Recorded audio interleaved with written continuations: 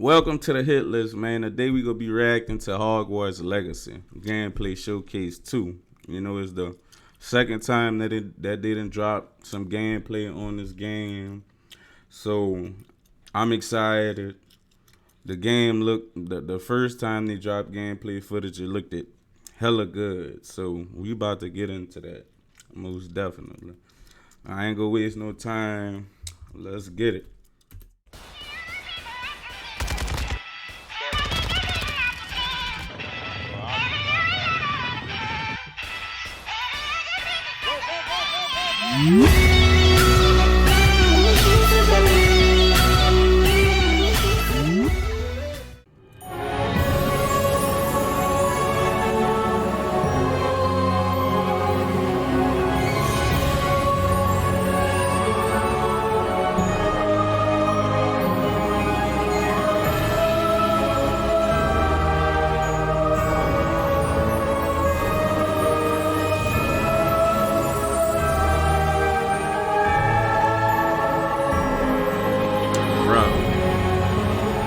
Bruh, the graphics is fucking insane, yo.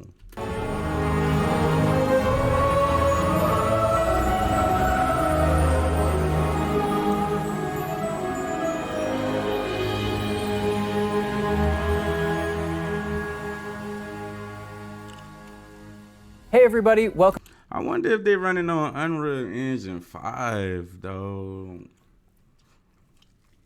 Gotta, yo. Gotta. Let's see what Welcome to the Hogwarts Legacy gameplay showcase. I'm Chandler Wood, community manager here at Avalanche Software, and I'm honored to introduce you to our panel today. First up, we have community guest host, Ben Snow. Oh my god, I can't believe this is happening. Thank you so much for having me. And from the Avalanche team, we have game director, Alan Tu. Hello, everybody. And systems designer, Mackenzie Toner. Hi. And finally, just off screen capturing gameplay for us, Andrew Coram. Today we'll be giving you a taste of the open world via broom flight, a deeper look at combat using the Dark Arts Battle Arena, and a look at your personalizable home within Hogwarts, the Room of Requirement, where we may even see some beasts. And we're starting right where we left off in our last gameplay showcase, just outside Hogwarts, which I love that you can walk out of the castle after walking through everything and then just come out here and take off on your broom out into the open world. You know what this remind me of, though? Like, honestly, yo. Like, the graphics kind of remind me of Red Dead Redemption 2, yo. Most definitely. Like, look at the graphics. And Alan, I know that's something that you particularly like about Hogwarts Legacy too. Yeah, I Look how dude jacket move. Look how his jacket sway when he running, yo. Like, that's detail.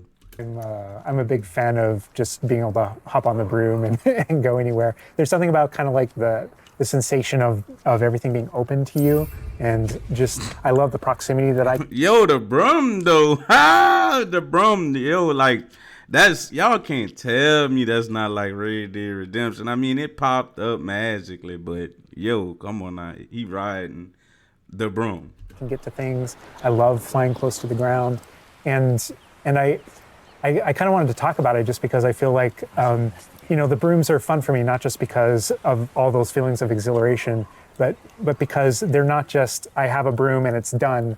I actually kind of like some of the mechanics in it. So you see in the lower right, there's a meter there, and occasionally as Andrew's kind of flying up or flying down, you might notice it draining or not. And this isn't the present day where all the broom technology is well known. And I saw a civilian.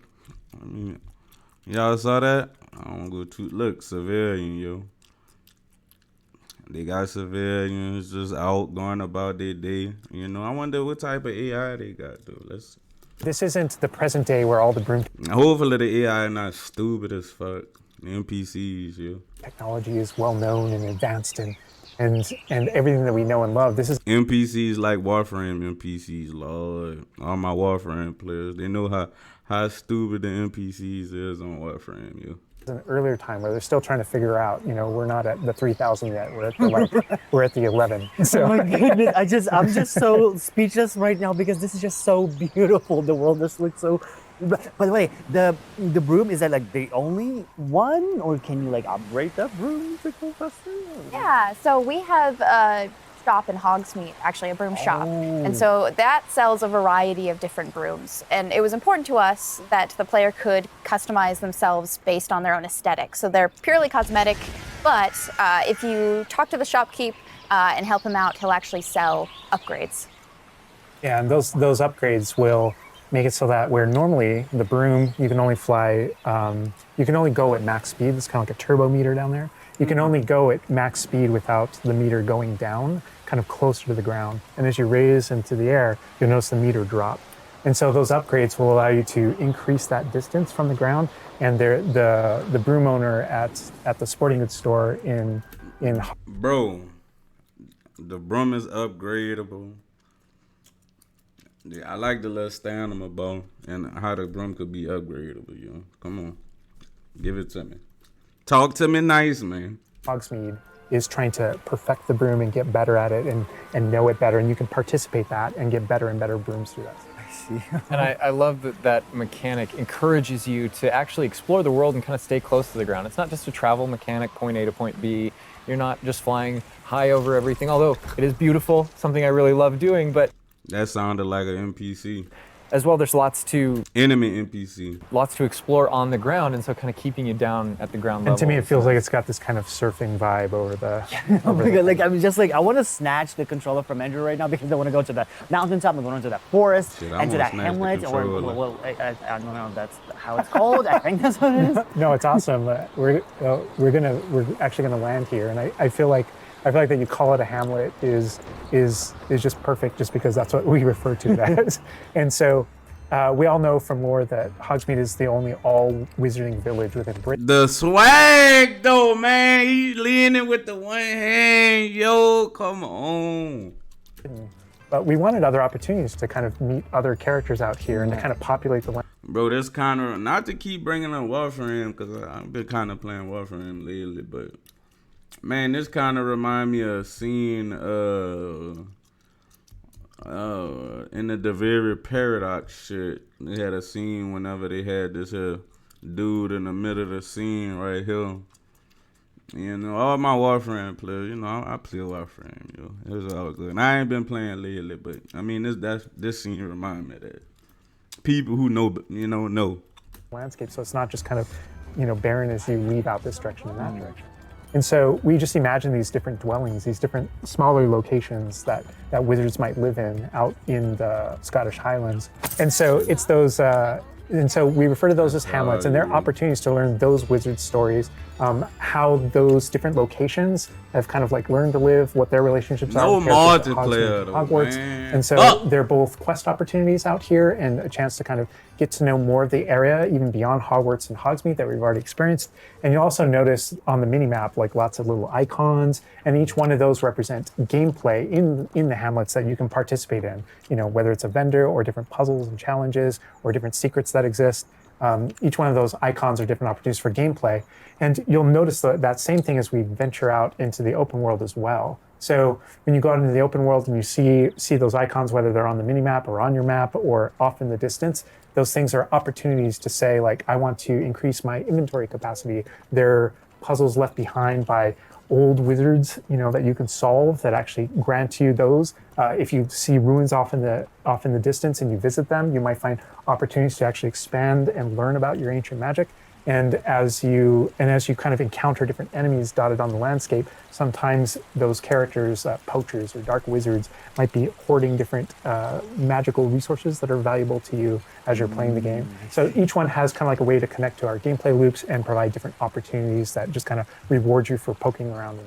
I mean, I right away want to just cover all of those points on the map just by going over there. Well, we've flown on a broom already, but there is something that we haven't done so far, and that is getting on our flying mount. Yeah, man, I want to play this too, man. I definitely want to play this too, yo. I definitely want to play this too, man. We're gonna hop on our Onyx Hippogriff here. The Onyx Hippogriff is our pre-order bonus. Oh my god, there he just Oh pops my out of the God, yo. the back. Oh wait.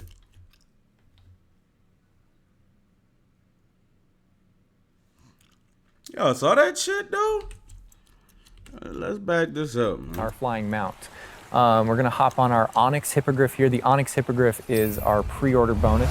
Oh my god, there he just like pops out of the the bag. Oh wait, you can use it as a horsey? I mean a horse. I mean that is a horse. Yeah, as a hippogriff, you can. Straight Arc Griffin.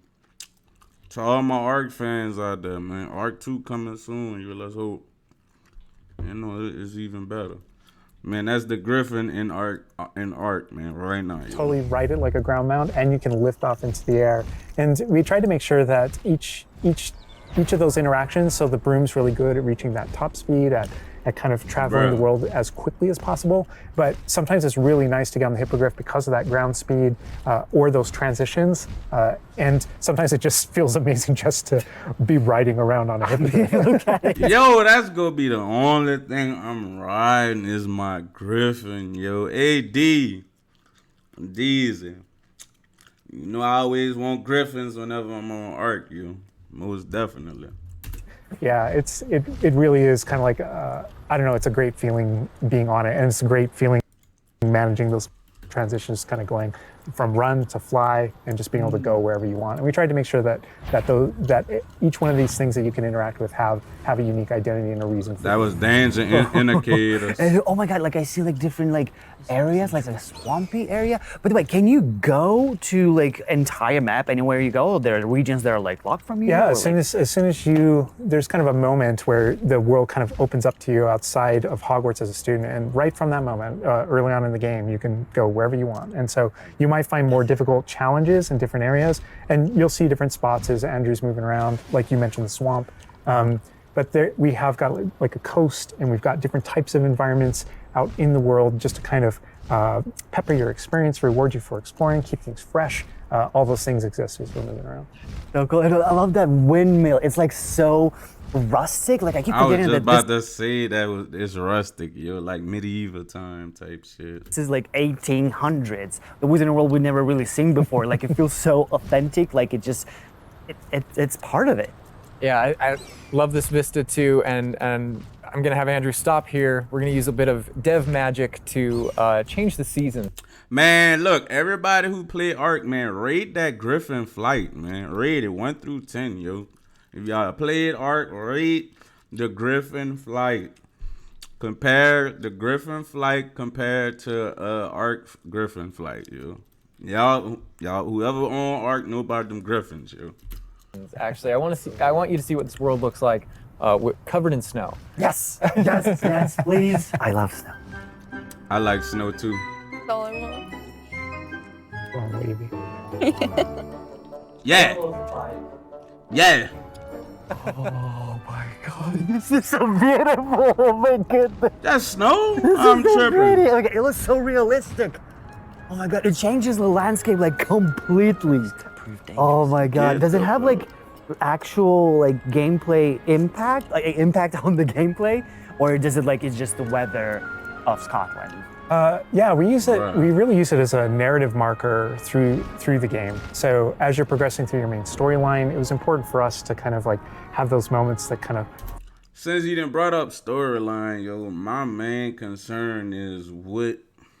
I mean, I know this not a game that you go beat overnight, but some people do get past games with side quests and exploration completely. Like 100%.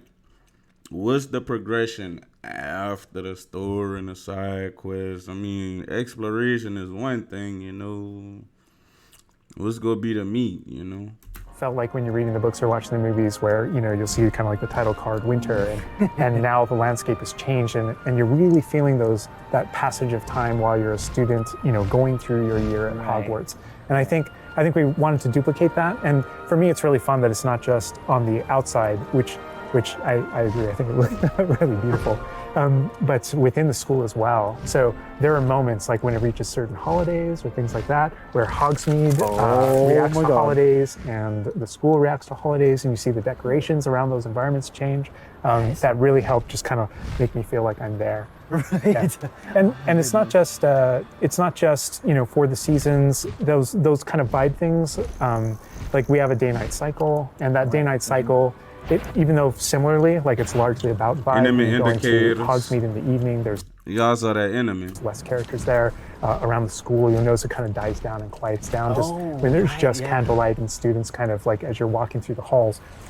But in that day-night know, cycle nice is where shit. we kind of place a Nice few shit. items where Nice shit. Who won't fight shit? You hear me all day long, you know.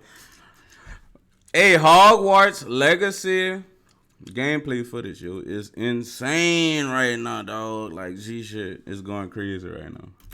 you know, whether or not you can collect them or whether or not you can interact with them that are a little bit restricted by the day-night cycle. And I love Andrew's flying up here, really high up on the hippogriff, and we're just looking at this view of Hogwarts in the distance. What I'm gonna name my griffin? Hey, for all the viewers, that's a good question. You know, Chad just asked me what I'm gonna name my griffin. In the comment section below, what y'all name y'all griffins, yo? Like, I think I'll name my griffin. Let me think, man. I'll name my griffin.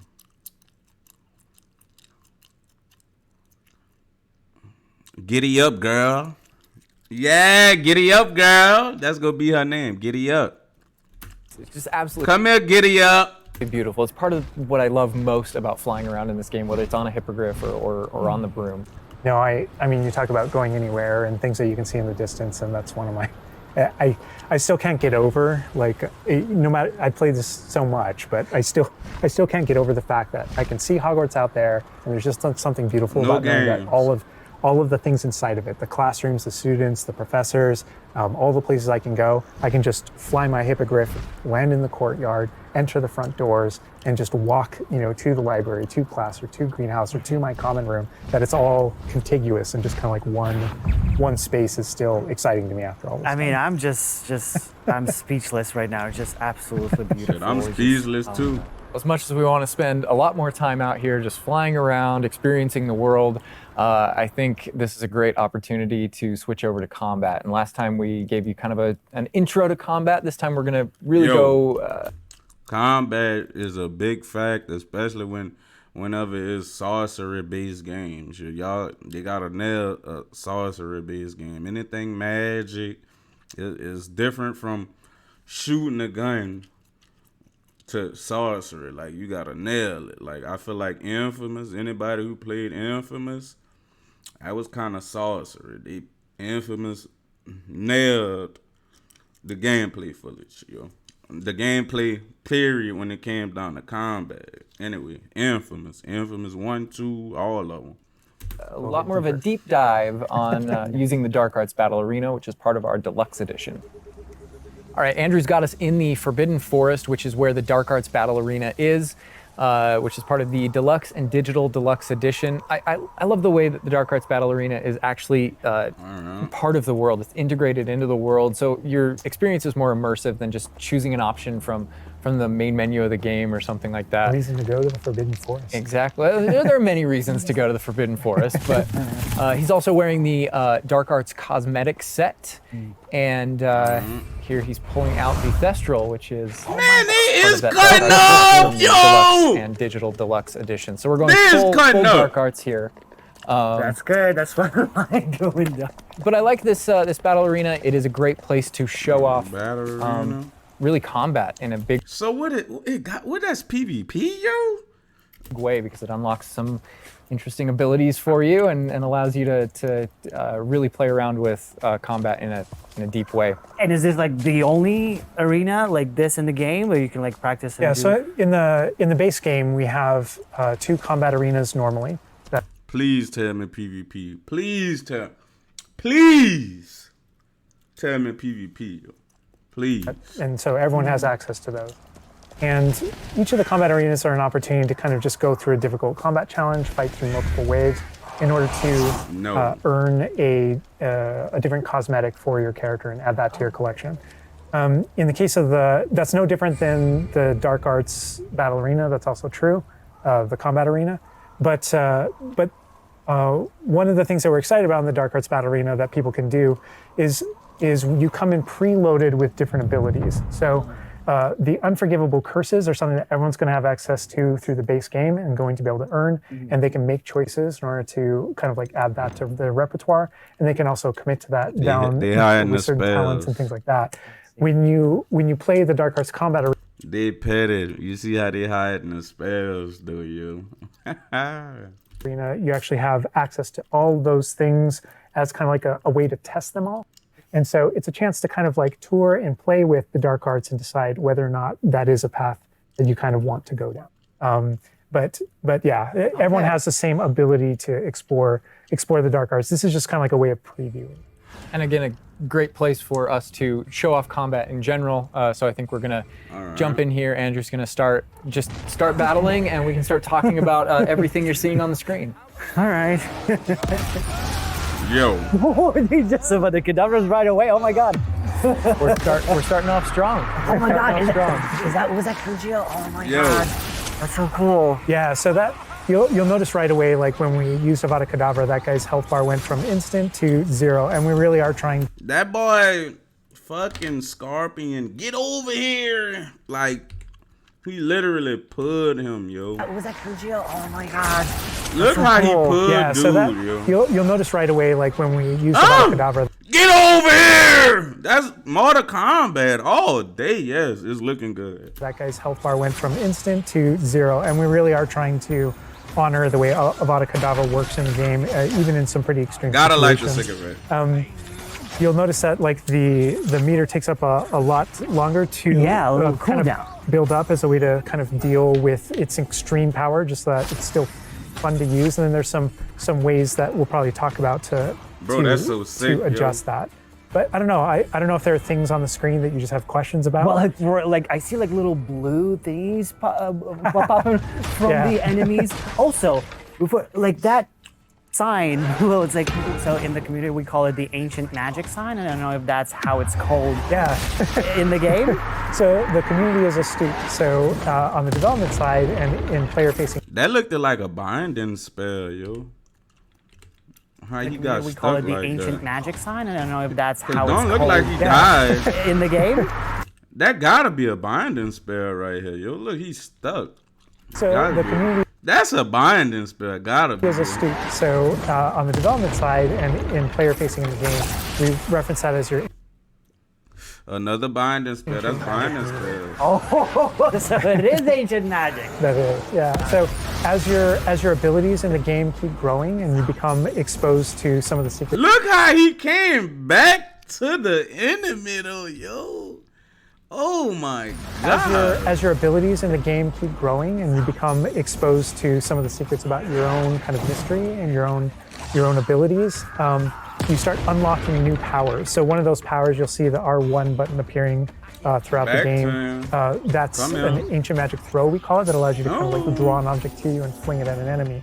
Okay. But whenever you see the R1 or the L1 plus R1 appear over somebody's head, Wave complete. that's an ability to cast a very devastating and powerful ancient magic spell to do a ton of damage against the character. I see. And the way that manifests itself That block was sick, yo. depends on the type of enemy that you're fighting. And you'll see a wide variety of enemies in here that are pressuring the player in different ways. You'll notice there's abilities that kind of bubble up under the player as he's fighting that force him to move. And there's different ways that we want the player to. Yeah, I'm thinking that's how it go. As you grow, you unlock different abilities for sure. That's what I'm thinking. Kind of move around on the battlefield. And that's actually a good link to the ancient magic meter in general. And the reason why I say that is because Of course, that's how it's good, bro. You know, I mean, most RPG games got abilities that unlock as you progress through the story and stuff. you're doing different We things saw that earlier, matter of fact. So yeah, they hid the screen. in combat. You're Portegoing and you're doing different abilities and you can kind of spec into it with your talents. There are different ways to get that meter to build faster and faster. But one of the most effective base ways to build up that meter fast, that way you can launch these devastating attacks whenever you want to, is to actually perform combos. So you see that combo appearing, and it's almost like your emotions are building up, and then basically that builds up enough that you can attack someone. But as the combo meter builds, Yo, man, the gameplay kind of remind me of BDO, Black Desert Online, yo. I don't know if anybody played Black Desert Online, bruh. Black Desert Online is most on the PvP side of things, but BDO fucking combat is outrageously good, yo. Like G shit. Builds up. At some point, you strike someone, and a piece of their magic kind of falls out of them. You'll see these blue orbs in the game world, and there's something that only you can see in the narrative, in the world. And it's another reason to move around on the battlefield. If you can go up and collect those things and suck them in, they give big jumps to that ancient magic meter as we're playing. We're talking a lot about spells and magic here, but I think there's another huge component of combat, and that is the tools that you can bring to combat as well to kind of that block change the way you play. And I think Mackenzie knows a lot about what's going on with the plants and potions. And so the tools are really interesting because they're basically like a prior investment. So you can bring the potions and the plants that you grow in the room of requirement to combat to essentially kind of help you defeat enemies a lot quicker and more efficiently. Ooh. So some of the tools that you'll see here. That look like a ice, a magic ice power. Whenever you sling that, defeat enemies a lot quicker and more efficiently. So some of the tools that you'll see here are like the rock skin potion. So that is something that basically. I wonder if the abilities gonna be based off like the elements, like fire, earth, water, electrical, you know, shit like that. It covers your skin in this like rocky material that reduces the incoming damage that you're receiving. So against big enemies, hard-hitting enemies. Gotta be that. I just called it, yo. He turned into a rock, yo. He like a rock trolls. Right now, right? That's super helpful. So much like he a rock, right? So it most likely gonna be based off elements. Gotta be, yo. The potion he drank turned him into a rock. It's destroying. The troll just collapsed from whatever. I wonder if the potion he drank must give him some type of defensive ability when them bigger enemies popped up, yo. Like kind of like armor on GTA, you know. Obviously, we have the Wig and Will potion as well, which increases your health. And then we have the focus potion. So when Alan talks about having to balance Avada Kedavra with a long cooldown, because obviously it's an instant kill, one thing that you could do is brew a focus potion, and that will increase how quickly your cooldowns regain. Right. I'm really not listening to the people that's talking. I'm just so into the gameplay footage, you. There's so much like versatility, like in what the character is doing to the troll right now. Like he's just bouncing around the arena. He's like not, and the troll makes him move around too. It's like. Mm-hmm. And I love that our plants are violent. Yes, and so that's like when we were talking about the setup of the arena, you also have plants that you can fight with. And so we have things like the venomous tentacula that you can put down and it acts like a turret. All right, that red indicator that pop up over his head is like, you know, beware, damage coming. You're just kind of with. And so we have things like the venomous tentacula that you can put down and it acts. Block. That block is fucking sick.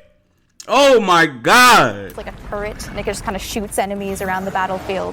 That is so cool. This is like a truly like Hufflepuffian way to approach the battle. Exactly. Yes. No, that was super important to us, that there were these like multiple ways. And so you can see there's a ton of different things you can use. The Mandrake is one, so you can pull it out and it stuns with its like piercing cry, these enemies in a radius. And another thing I want to call out that we're seeing on the side of the screen here is these dueling feats, which I love because I love anything that prompts me to play a game in a different way, a unique way. I don't want to get stuck in my style, you know? And so this is a way to, if you want to get stuck in your style, go for it. If you just want to blast people with spells, go for it. But we also want to have some things over here that may make you use certain plants or certain potions or block more or... Yeah, we mentioned the field guide challenges in the prior stream, and the field guide challenges, this is the way that the field guide manifests like challenges. From what dude's saying, you have your potions go play a big factor in combat. So I'm thinking that they gonna have like an alchemist bench to where you'll be able to work on different potions. Most definitely, like. To do in combat. And exactly to your point, we just wanted a way to encourage players to explore the different systems, to help them decide, to just kind of practice with them and explore what they want to do, because there really are so many different ways that you can push talents. When you see the green X's on characters. Bro, the animations is fucking top tier 10 out of 10 on these fucking animations. Right, and that's kind of through your talents you can unlock this kind of cursing mechanic that sort of like links the fates of these different characters on the battlefield. That way, as you get as you're cursing different characters, they all begin sharing damage. And so we have things like Avada Kedavra, which is the insta-kill, but if you curse everyone before you insta-kill this one guy. See, man, I'm wondering if they got redirection abilities. That'll be so sick. Like when you take damage, it damages the other opponents. That'll be so sick, yo. They can all drop. Like if you like with a build, a specific build, I would go for a build that could redirect damage, yo. That'll be sick, yo. Drop dead for that kind of ultimate Voldemort fantasy. And so, Oh my god. there are dark arts fantasies. There's fantasies about being more of a defense against the dark arts characters, things like that misty step that you see occasionally being used on the battlefield. And we can also spec into our potions and plants to make them more powerful and more efficacious. So it's all about which type of player you feel like you are and whether or not you want to play with prep, on the fly, or with deliberation, and those are all different options. That is so cool because like it's like I see so much like going on the stream, just so much complexity, and I want to just try it myself, like which style works best. I mean, I feel like it's the dark arts is going to be the easiest route, but that ancient magic, to be honest, feels like much more powerful than just the dark arts. Yeah. To be fair. And speaking of plants and potions, we're going to be putting the dark arts away, put those unforgivable curses away, and heading to the Room of Requirement, which is your home within Hogwarts, a personalizable space that actually has some personal, customizable. I don't know how to say the word you just said. I know how to say it, but I got tongue tied. But a customizable fucking home. Yo, like, come on now. some utility as well, where you get to... Where my Warframe players at, yo? That's all y'all got on Warframe. Fashion frame and customizing shit. brew things and grow things and All right. also care for some beasts. All right, Andrew. Care for some beasts? Hold on, you got pets. You have pets, sound like. You have pets on here. He's got us in the Room of Requirement, wearing, we kind of went casual mode on the outfit here, wearing a nice jumper. Right. And I'm gonna have the skinny legs on with the motherfucking Versace sweater, you know. Shout out to Takeoff, R.I.P. You hear me? Versace. You know, I'm gonna have the Versace on, you know. And I think that's a good jumping off point. He getting tongue tied too. For the personalization of the space as well, not just your character and the visuals of your character, but actually this space is a place that you can make your own. Yeah, it was super important to us that this space really did feel like. I wonder how they go monetize this shit, yo. Like, if they monetize like the customizations for your room, they go kill it, yo. Like, that's the only thing I'm scared of, yo. Like, how they go monetize this bitch? Your reflection as a Like, when I hear customizable shit, my mind goes straight to monetization off the rip. Nowadays, that's something that they go sell with this Stogo have and shit, you know. wizard. So you can change the arc. Hopefully they not gonna be fucking selling sweaters for $20 like real money. Yo, like, oh, that sweater he got on, $20. Architecture in here. What? Different themes throughout, starkly different themes, to really just hammer home that this is yours. You Oh can my change- God! What? This is beautiful. We never expected that to be. Oh my God. That's sick. So, look like they gonna be selling y'all some themes. They gonna be selling all us some themes and clothes. That's the thing is not only can you change the It look good, but how much it's gonna cost is the question. architecture here, but you can actually conjure little objects into this space, as you can see. So There's like statues that you can do, and ornaments, and tables, and rugs, and just a bunch Oh Lord, $40 rug right there. of little things that really flesh out the space and bring it to life. Oh my god, because like we had an idea that those places where you brew stuff, that's where you can change, but you can do all of this. Where do you even get this stuff? Like, there's a furniture store? Yeah, so we A furniture store? Oh, we know y'all coming with the store now. call them conjurations. And the conjuration recipes can be purchased at Tomes and Scrolls in Hogsmeade. But also as you engage in different types of gameplay throughout the world, you'll be rewarded with different objects. That's so cool. And you change color? You can change the color, you can change the size of it, and you can place it basically anywhere. Oh my god, it's so tiny. That shit fire. It's like for Baby Niffler. And I love how the system too is designed. It's not mechanical; it's immersive, and so you get the magical effect of conjuring it in, and you're actually doing this in the I think my room gonna be empty as fuck. world as your character, but Room empty, but my character will be strong than a motherfucker. the way you blended Nah, I'm clowning. I'll get into it eventually, yeah. like that gameplay with Yeah. the immersive design of personalizing Oh the my space. god, like, and I love the animation, how it like appears, you know, like it's not just like there, it's like it almost like it apparates. It is really quite beautiful, and that was the thing, is we wanted that to look really nice. Bro, Sims. What Sims? All my Sims players, yo. Sims 4 out. Where Sims 5, man? Where's Sims 5? Look, y'all got a lot of competition right now, yo. Where's the Sims 5, yo? Nice, because the magic in the wizarding world is everywhere. It done been 4 years, man. Drop Sims 5 already, EA. Sell it. It's physical, it's kinetic, and it's whimsical. We really wanted to nail that whimsy in this space. Another thing that I wanted to discuss is that not only can you like conjure things and you can change their look, but you can do that with the utility objects as well. So you can see that we have planting pots and potion stations, and you can change the look of those as well.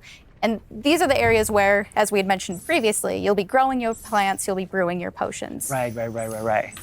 So while you're also doing these like kind of nurturing based activities, this is also the space where you would bring your gear to be identified, and gear to have like rates put on it, which I believe Alan can talk to. Oh. Yeah, we keep bringing up appearance and how it looks, and on a, like in the game you can look like anything you want to whenever you want to, but the player will be finding different types of gear, that we call it, as you progress through the game. And essentially we just know that clothes and different items in the wizarding world can have different magical properties.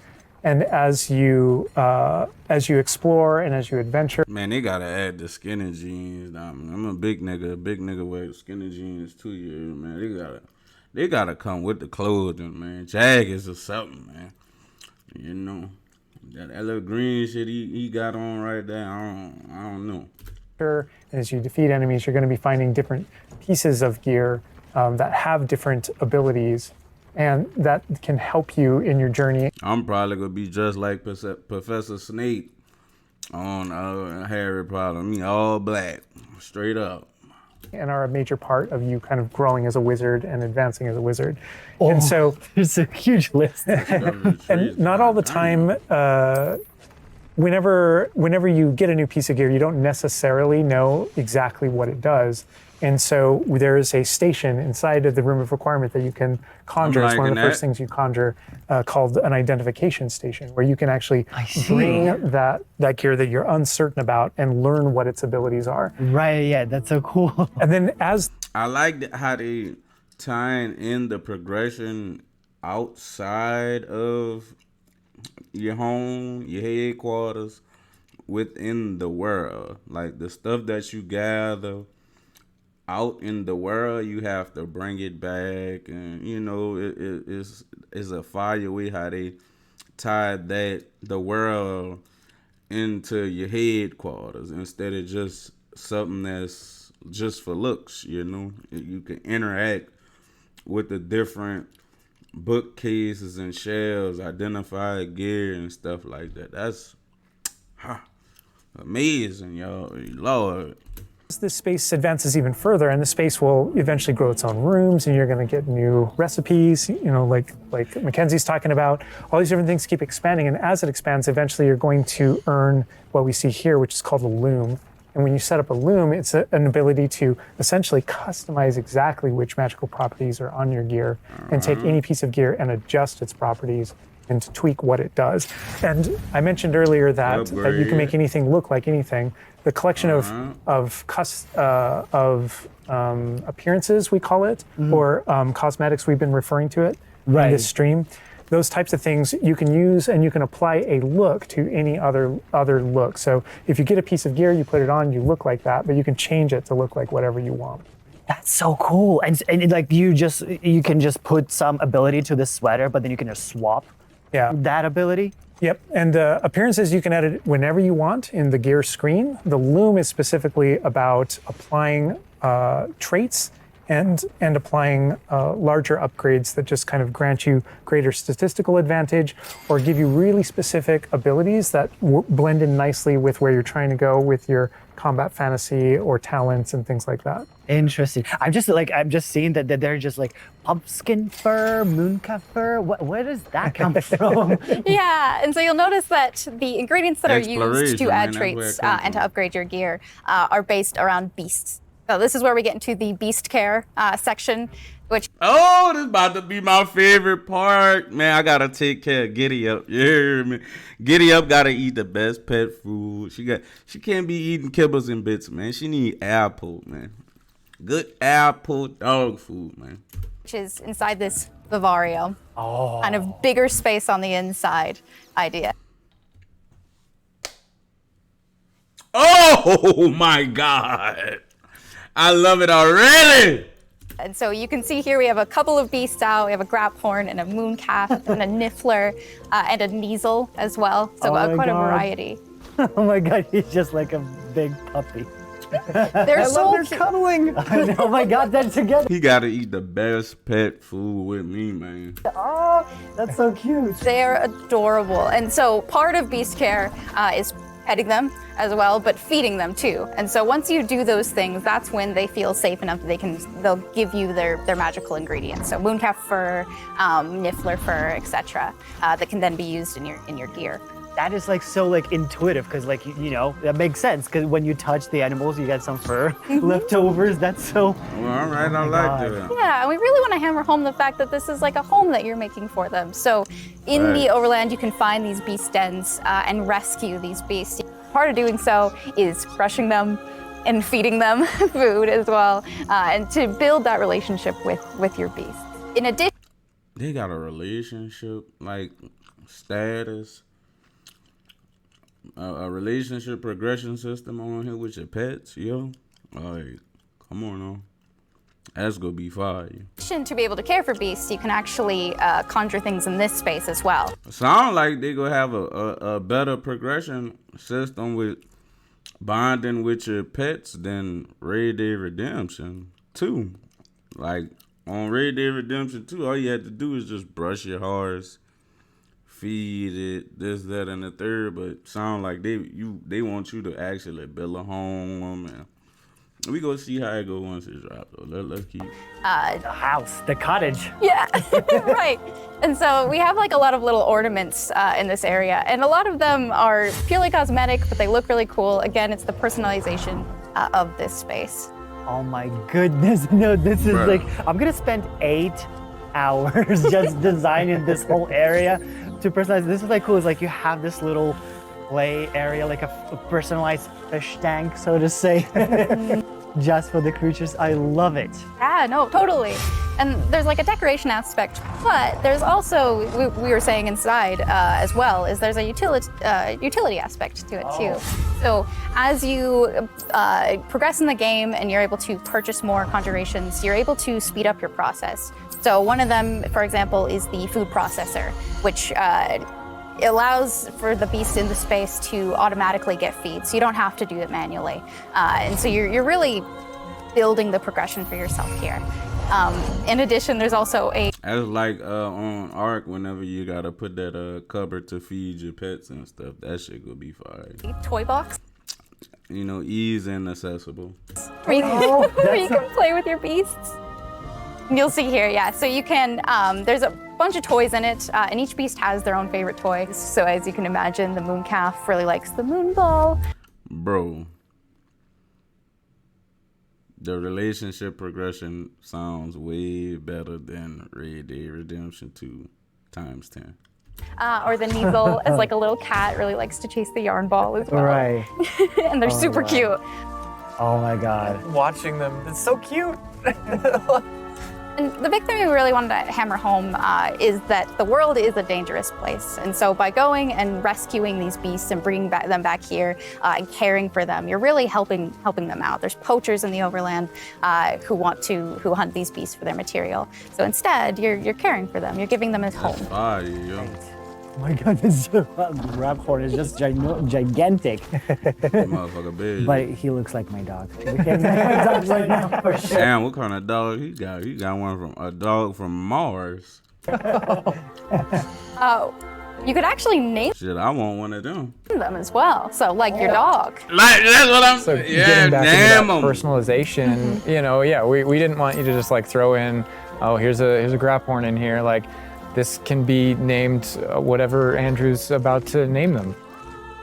Bruce. That's lame as fuck. You know, we've created this really nice space, and you can get additional vivariums, correct, to different kind of aesthetics and looks to where you're keeping your beasts and caring for them.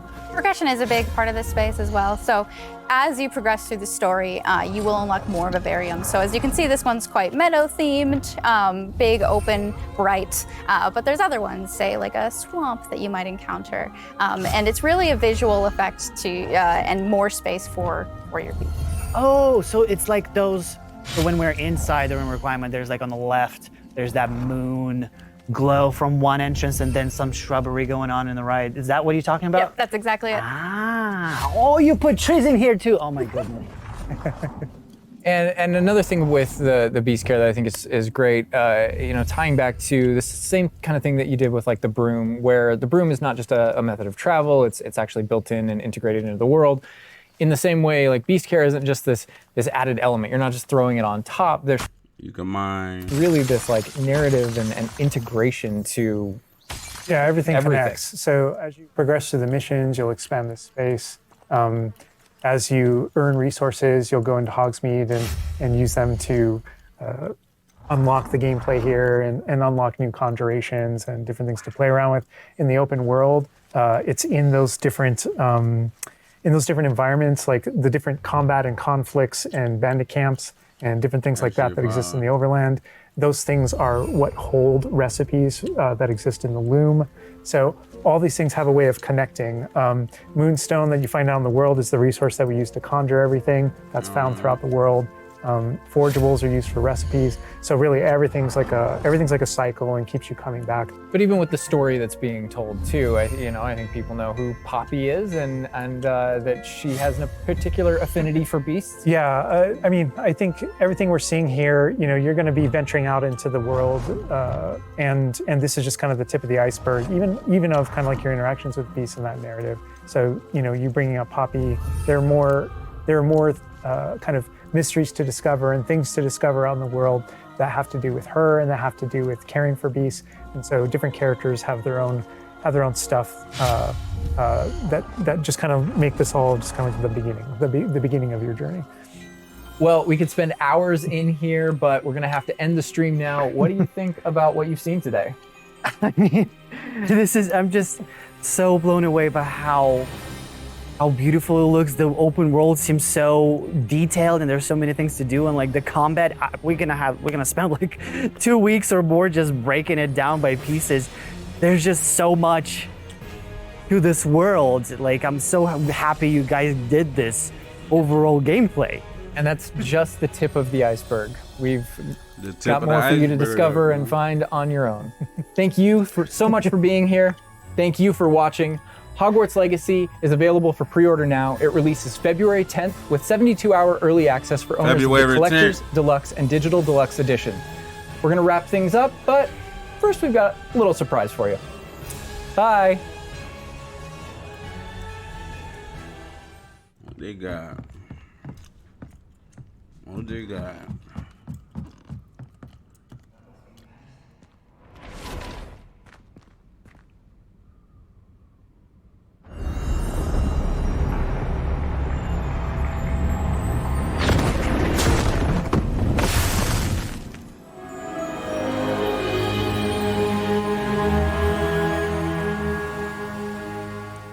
They playing, yo. They playing, yo. They playing, yo. That wasn't no surprise. That was a tease, yo. Man, look. We done watched the whole gameplay footage. Man, look. This is my first reaction. More coming soon.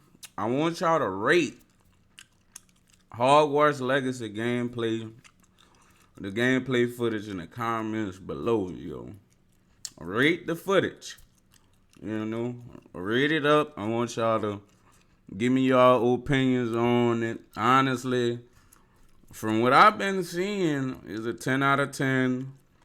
Gameplay wise, combat looking good. Only thing that scared me is monetization. That's it. I'm gonna keep this short, sweet. I'm out. Like, comment, subscribe. I'm out, man.